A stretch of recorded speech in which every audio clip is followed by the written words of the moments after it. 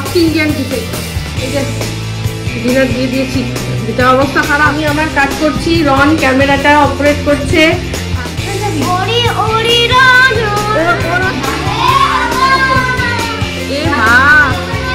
একটা rational thinking adopt করার যে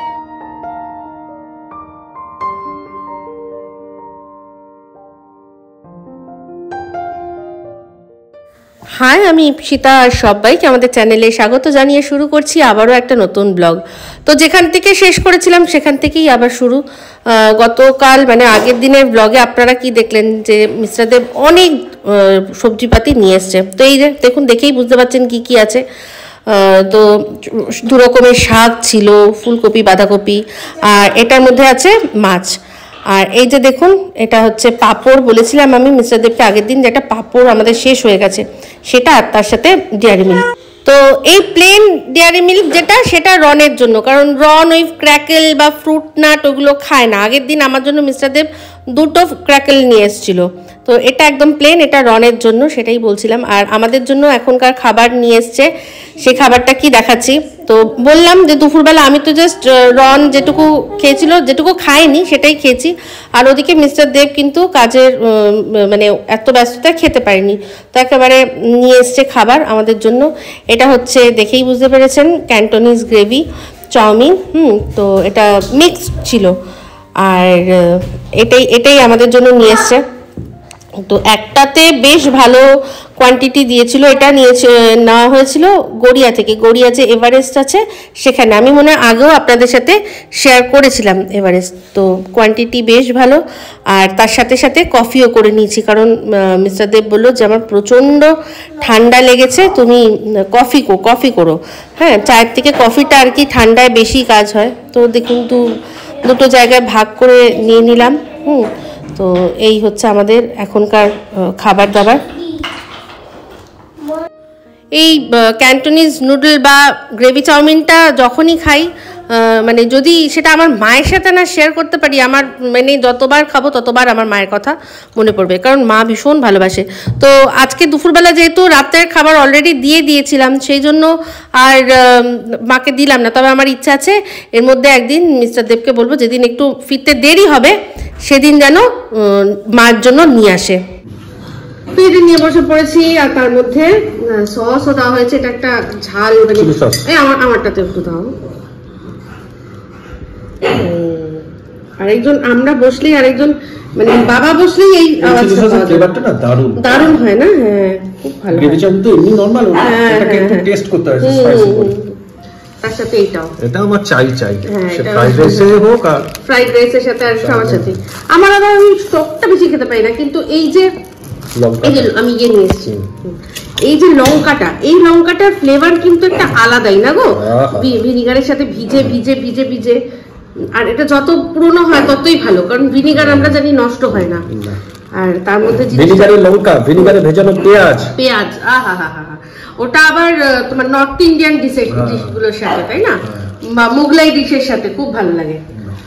নাও, থ্যাংক ইউ।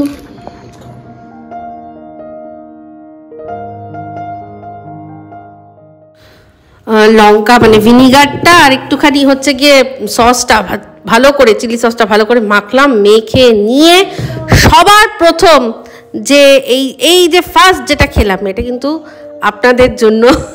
আমি জানি সব বসে আমাকে আচ্ছা করে দেবে, হ্যাঁ, লোভ দেখিয়ে খাওয়া হচ্ছে না। আমি খেলেই তো আপনাদের খাওয়া, বলুন, তাই নয় কি?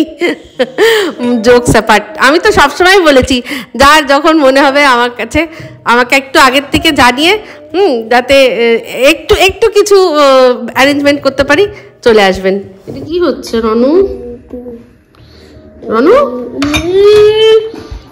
কি তৈরি করছো? এটা কি?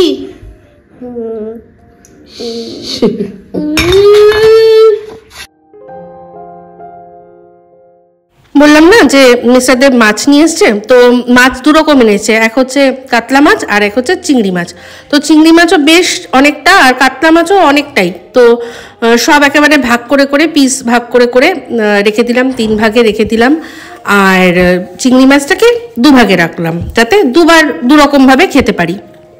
তো এই মাছ যা আনা হয়েছে টুকটুক করে চলে যাবে। অ্যাকচুয়ালি দুপুরবেলা তো মিস্টার দেব অর্ধেক দিন খাই না।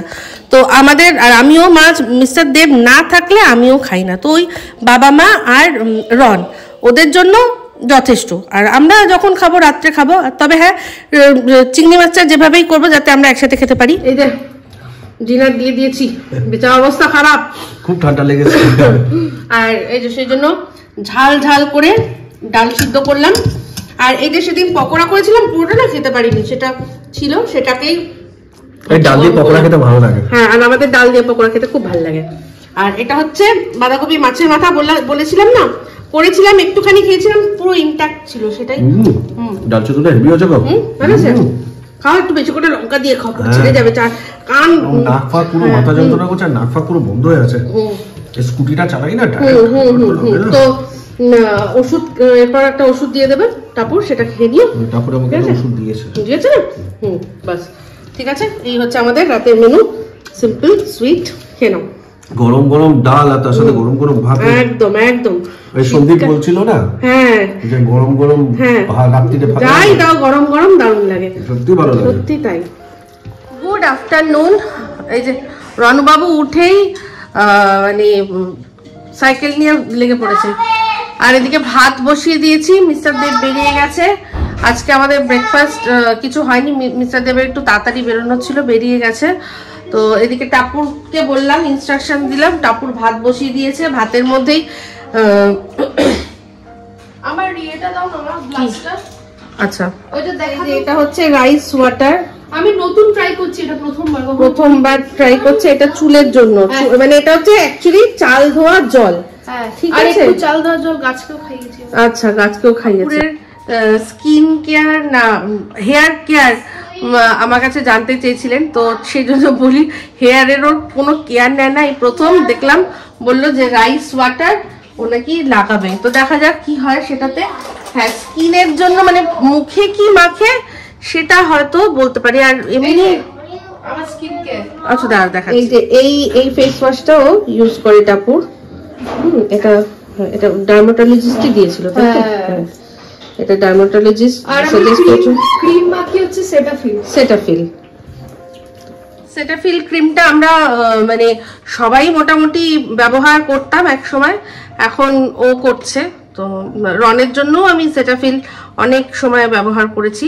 তো এখন তো জনসন বেবিটা ইউজ করছি, আর মামা আর্থ, এই দুটো ব্যবহার করছি। আর টাপুর সেটাফিলটাতেই এখনো স্টিক করে রয়েছে, ঠিক আছে। আর আমি তো এক সময় এক একটা এটা ওটা করে মাখতে থাকি। তো যাই হোক, এই হচ্ছে ব্যাপার।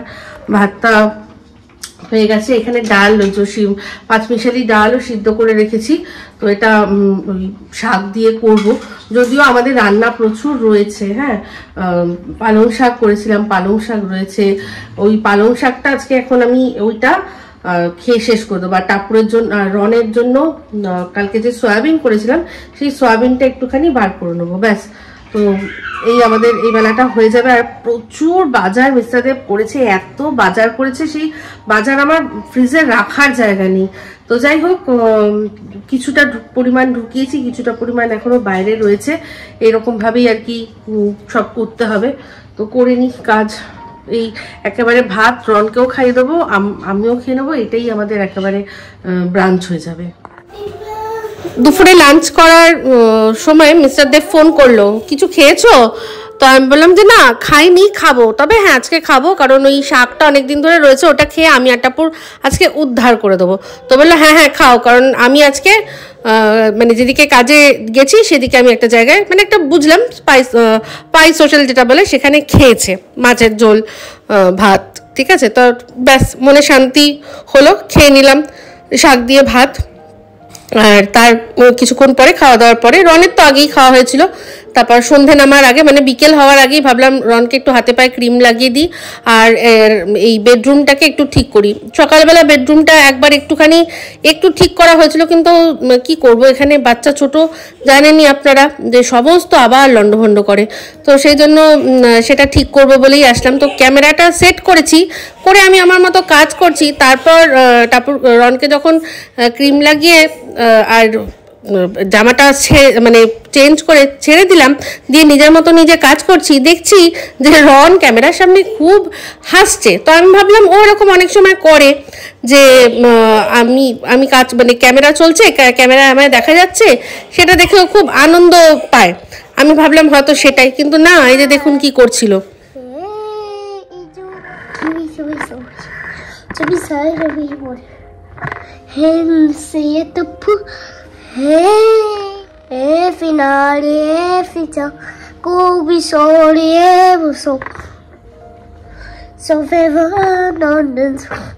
Ding dong on dog knock, but oh knock, ding dong on dog knock, but the body down the stone, no everyone, we start the video. तो आज के जिसी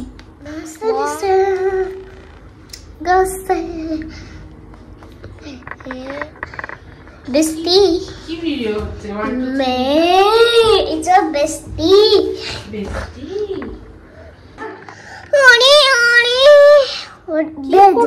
bed আচ্ছা হ্যাঁ আমি তো বেডই how are you tata ভগবান জানে। রন এখানে ব্লগ করার চেষ্টা করছে, কখন আমি এই যে কাজ করছিলাম, কাজ করতে করতে সব শেয়ার করছিলাম, কখন বন্ধ করে দিয়েছে আমি জানি না। আমি তো নিজের মতো নিজে কাজ করে যাচ্ছি। তো যাই হোক, আমার বিছানাটা গোছানো হয়ে গেল, আর সব জামা কাপড়গুলো এই চেয়ারটার মধ্যে পুরো তাল করা ছিল, সেগুলো সব ভাঁজ করছি করে। কি তো আমি তো আমার কাজ করছি, আমি তো ওই যে আমাকে আবার বলছে 1 2 3 অ্যাকশন। তো আমি আমার কাজ করছি, রন ক্যামেরাটা অপারেট করছে, আর তার উপর আবার সিনেমাটিক করছে, তার উপর সিনেমাটিকে দিয়েছে, আর বারবার করে আমি কথা বলছি আর ফোনটাকে অফ করছে অন করছে, অফ করছে অন করছে। দুষ্টু কেন করছো তুমি? হ্যাঁ একটা গান গাও। বোঝে না সে বোঝে না, গানটা গাও প্লিজ।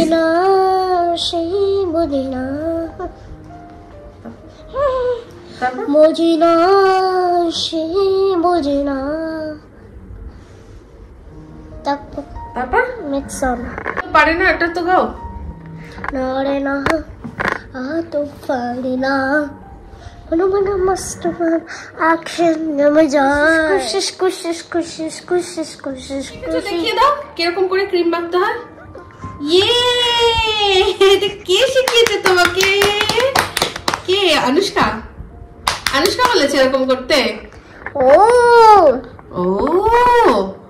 ও জমানা শোনা। ও আচ্ছা, বানাদ ও শোনা গানটা গাও তো একটু, ও শোনার জন্য। ও শোনা রশ্মি যোজনা, ওরে রাজা গান, ওরে রাজা গান গাইবে। আচ্ছা গাও। ওরে রাজা মেরা के मेरा, ওরে রাজা মেরা के मेरा, তোরে আনখেনি বইনা নামতা কবুবা মেরা মনচানি নে খড়ে রুইনা।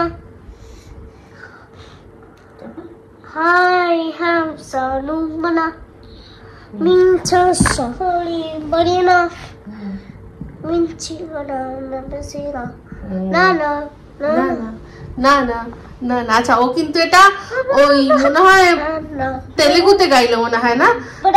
হ্যাঁ যাচ্ছি তো তেলেগু তো আমি জানি না, তবে হ্যাঁ আমি জানি যেরকম গাইলো ও ওই ভাষাতেই গাইলো, এটা হিন্দিতে কিন্তু গাইলো না। ঠিক আছে ঠিক আছে ঠিক আছে, চলো কোথায় যাবো? চলো ঠিক আছে, তাহলে আমি কাজগুলো করে নি। হ্যাঁ আচ্ছা আচ্ছা আচ্ছা, এখন আপাতত এইরকম ভাবে গুছিয়ে রাখলাম। আমি জানি 2 মিনিট এক্ষুনি এসে সমস্ত আবার সব যেগুলো ভাঁজ করেছি সমস্ত এদিক ওদিক করে দেবে। ওখানে এটা খালি করে দিলাম, সব জায়গা মতো ঢুকিয়ে দিলাম, আর শুধু একটা জামা বার করে রেখেছি, ওটা পরবো। ওর আজকে এই গানটা জানিস পেয়েছে, ওকে ক্যামেরা অন হলেই শুধু এই গানটাই গাইছে।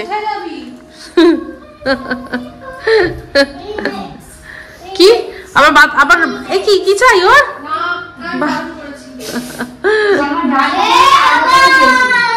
এ মা নোংরা দেখ, ওই ঘরে চলে গেছে। তানজিলা যেই কাজ ওখানে যাবে, ওর পিছন পিছন ঠিক যাবে, যে গেছে না।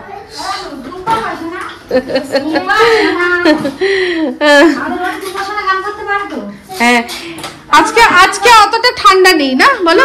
আজকে অতটা ঠান্ডা নেই, হ্যাঁ কম আছে আজকে একটুখানি। আর টাপুর বল, এবার তোর rice water first bar use করলি, তোর এক্সপিরিয়েন্স কেমন, তোর অনুভব সবকিছু শেয়ার কর আমাদের সাথে। খুবই ভালো। ভালো, হ্যাঁ কন্টিনিউ করবি।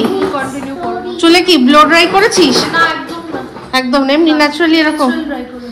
বাহ খুব ভালো। ভালো না তাই আমি করিও না, মানে কিন্তু ভালো না।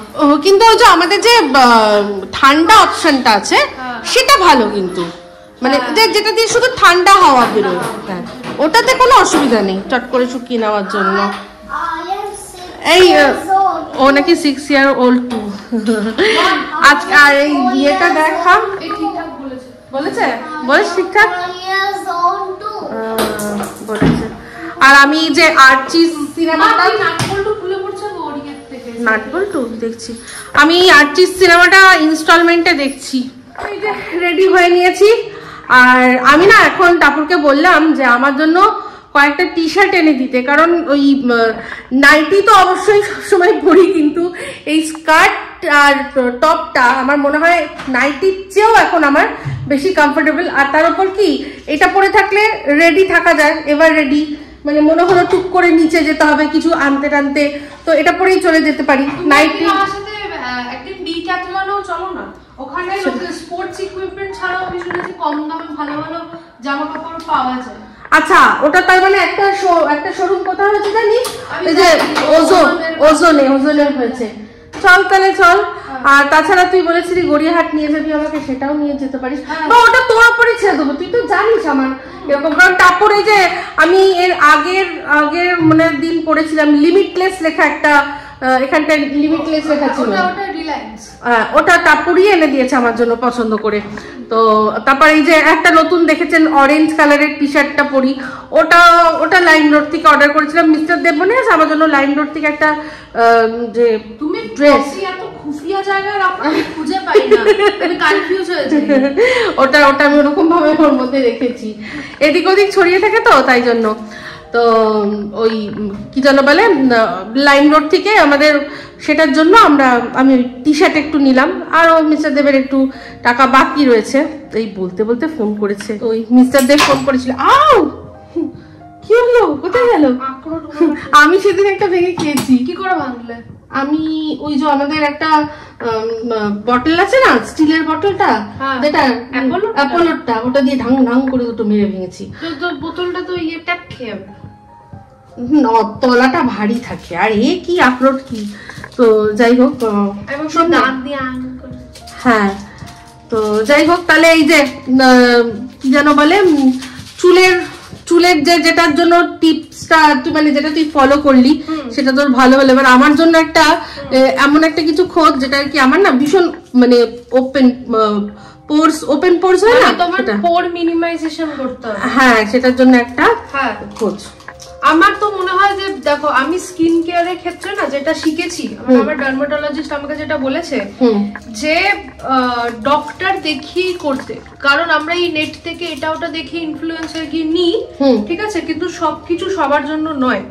আচ্ছা তোমাকে বুঝতে হবে যে কোনটা তোমার জন্য ঠিক। তো আমাকে ডক্টর ওটা নিয়ে আর কি বলেছিল যে আমি এই মানে মেকআপ জামা কাপড় ঠিক আছে, ওটা তো আর শরীরের ভেতর ঢুকছে না, তো এই জিনিসগুলো তো শরীরের ভেতর ঢুকছে, তো মানে ওটার সাইড এফেক্ট হতে পারে। আমি যেরকম ওই একটা কোম্পানি আছে খুব ফেমাস, তো আমি আমার ফার্স্ট স্যালারি, আমার প্রথম স্যালারি, আমি ওটার বেশিরভাগটা আমি বাঁচিয়ে রেখেছিলাম যে আমি আমার জন্য স্কিন কেয়ার কিনবো বলে। ফার্স্ট স্যালারি বাঁচিয়ে আমি কিনলাম, ফেস ওয়াশ কিনেছি, ময়েশ্চারাইজার কিনেছি, সারা মুখে আমার এখানে অ্যাকনে হয়ে গেছে, মেইনলি ফোরহেডে। তো আমার খুব মাথা খারাপ হয়ে গেছিল, ডক্টর দেখালাম, ডক্টরের কাছে আমাকে শুধু একবার যেতে হয়েছে, আমাকে একবারে যা ট্রিটমেন্ট বলেছিল তারপর থেকে টাচউড আর কিছু হয়নি। তো এই সব বড় বড় ব্র্যান্ড গুলো কিন্তু অনেক সোশ্যাল মিডিয়া ইনফ্লুয়েন্সাররা তারা মানে প্রমোট করে, হ্যাঁ অ্যাকচুয়ালি, কিন্তু তারা কতটা নিজেরা ব্যবহার করে সেটা জানা নেই। তা বলে আমি এটা বলবো খারাপ, কারণ হতে পারে ওটা আপনাকে শুট করে গেল, হ্যাঁ হ্যাঁ হ্যাঁ, তোমাকে শুট করলো, আমাকে করলো না, সবকিছু সবার জন্য নয়, এটাই মেন কথা। হ্যাঁ, যেটা আমার জন্য ওষুধ সেটা তোমার জন্য বিষ হতেই পারে। এটা ঠিক কথা, এটা খুব বড় কথা, যেটা আমার জন্য মানে ওষুধ সেটা তোমার জন্য বিষ হতেই পারে। তো সেই জন্য মানে এই যে সোশ্যাল মিডিয়া আমরা যা যেটা দেখছি সেটাকেই আমার মনে হয় ঠিক এটা থেকে একটা মেসেজ, ব্লাইন্ডলি কিছু ফলো করা উচিত না, ব্লাইন্ডলি নিজেকে রেশনাল থিংকিং করতে হয়। হ্যাঁ, মানে rational thinking in the sense খুব ভালো করে বিচার বিবেচনা করে তারপর ডিসিশন নিতে হয় আর চিন্তা করতে হয়। তো এটা এই কথাটা খুব ভালো। তো যাই হোক, আমি এমনিতেও অনেকদিন ধরেই ভাবছিলাম ডার্মাটোলজিস্টের কাছে যাব, তো যাব, আমি আমার ডক্টরটার কাছেই তোমাকে নিয়ে যাবো, কারণ আমি খুব ট্রাস্ট করি, উনি না কোনো অযথা কোনো টেস্ট, অযথা কোনো ওষুধ ওরকম কিচ্ছু না, খুব খুব ভালো ডক্টর।